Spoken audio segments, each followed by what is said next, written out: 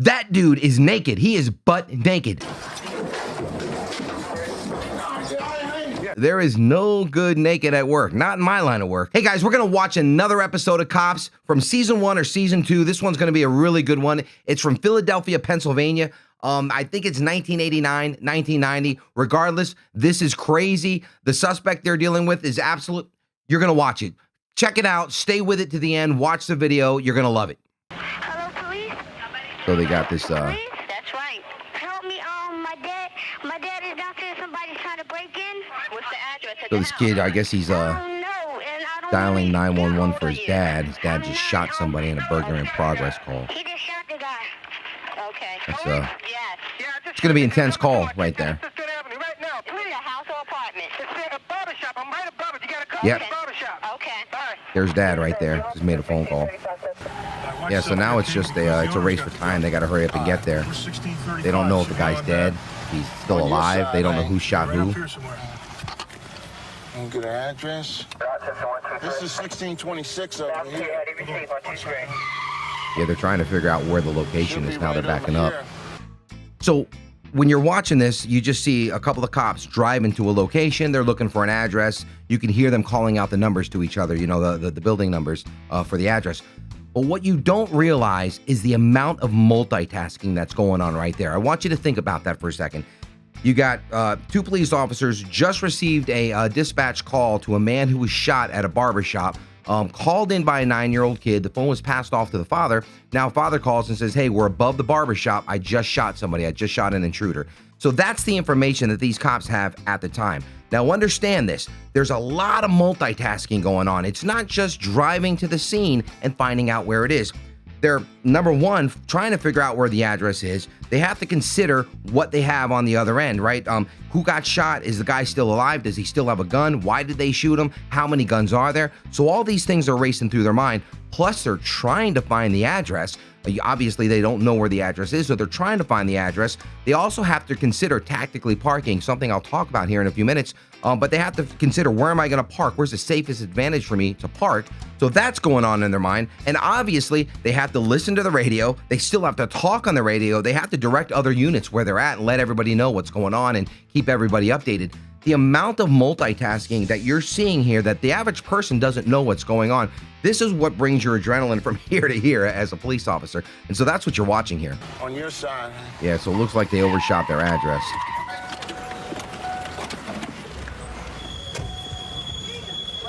Yeah, so they pulled directly up in front of it. We'll talk about that here in a second.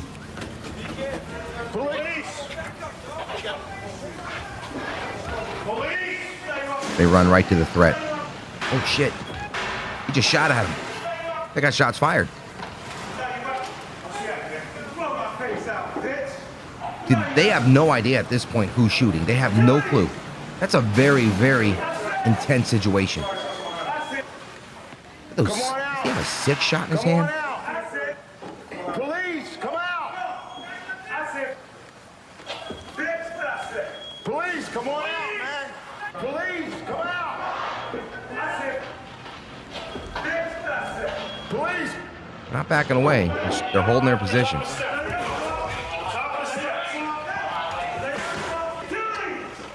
See, they don't know who's who at this point. That's a very nerve-wracking thing to go through.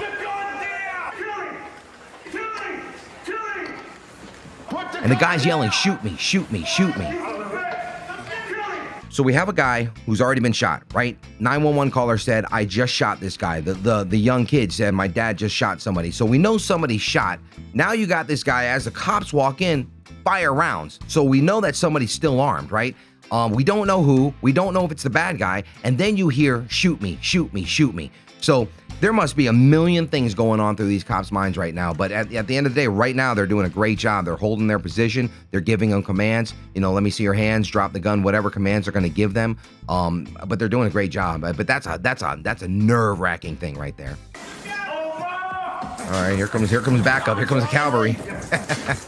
Oh, he's out. He's out. Okay, they got him. That dude is naked. He is butt naked. I don't know. Is it buck naked or butt naked? I'm not. It's something. But he's naked. What does he say? He's saying put it in the Put it in the what? Put it. You better watch where you put things. So how's this work? You just feel my pulse, or you had your finger in my ass. Now would be a very good time to hit that subscribe and like button. Hit that little like button. Don't be afraid. It's not gonna bite. I promise. It doesn't bite. It doesn't bite. Hit it. Put it in the paper. That's what he's saying. Put it in the paper.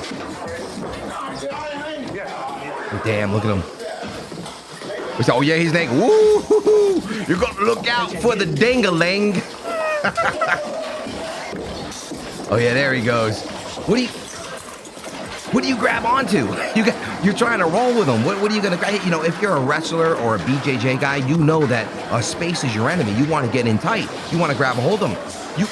You can't grab this guy. You can grab him, but what are you gonna grab? Well, yeah, that's rhetorical. What are you gonna grab? Yeah, you got to be careful when you're grabbing them. You don't want to lose a thumb. You know, you're grabbing and fighting. Woo! You don't know what's going on. You got to be very careful with that sort of thing. That guy is strong. That guy is clearly on something. PCP, I'm assuming back in those days in Philly. I can imagine it's PCP or something to that effect. But he's out there, and which makes him so much stronger. They got a wagon? There's your gun. Hey, wagon. Your gun's over here. I got the other one, Hank. So he just said your gun's over there. Let me touch upon that. I don't know at what point the guy came running out. The guy could have had his gun in his hand, kind of took him by surprise. We don't know that. The camera caught off. So taking that aside, it's not uncommon to lose things during a fight. I have lost my radio. I obviously lost whatever I had in my hand is going to drop. Never a gun. But it's not uncommon for things to just start flying out of your belt. Any police officer will tell you they may have lost their radio at one point, or the cord on their mic pack, just starts swinging around recklessly. It's not uncommon at all. Yeah, he's a big dude. They had to double cuff him. Sometimes with the guys with the big shoulders, you gotta double cuff them. Put with two pair of handcuffs. Guys are fighting. Butt naked. So you got a guy, he's been shot. They just confirmed he was shot. You guys are going to take him to the hospital. You're going to have another wagon fall. This guy's out of Paddy control. wagon. Right? He's shot. Right. He's shot in the forearm. Oh, is he shot? Yeah, he he's might be shot in the side, too, because he was shooting when we came in. He's sporting blood all over the place. And you saw the one male at the top of the steps through the opening and above the door with a gun. And then there's this other male that had his back to us with no clothes on. And I don't know, we don't know what's going on, so, the only thing you can do is just try to get them to either drop their guns, and if it had continued, then we would have returned fire. And unfortunately, probably the guy that lives here that was being burglarized and shooting at the burglar would end up getting shot. There's no clothes to hold on to, just his body. Those guys did a jam-up job. Let me reiterate here and recap what we saw here. We see two cops arriving to a scene where shots have been fired. They show up. They hear gunshots, right?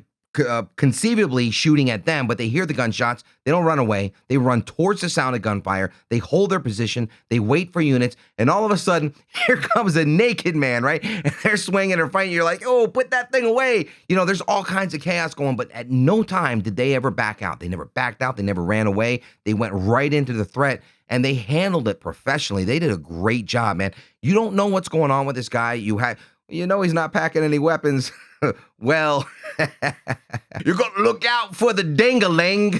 I hope you enjoyed this video. There's going to be lots more where this came from. Subscribe, hit the like button. There's a little button in there. Just hit it. It just boop. It's very easy to do. Hit that button. Hit the subscribe button. You'll see more of these videos, and I appreciate it. Stay with me.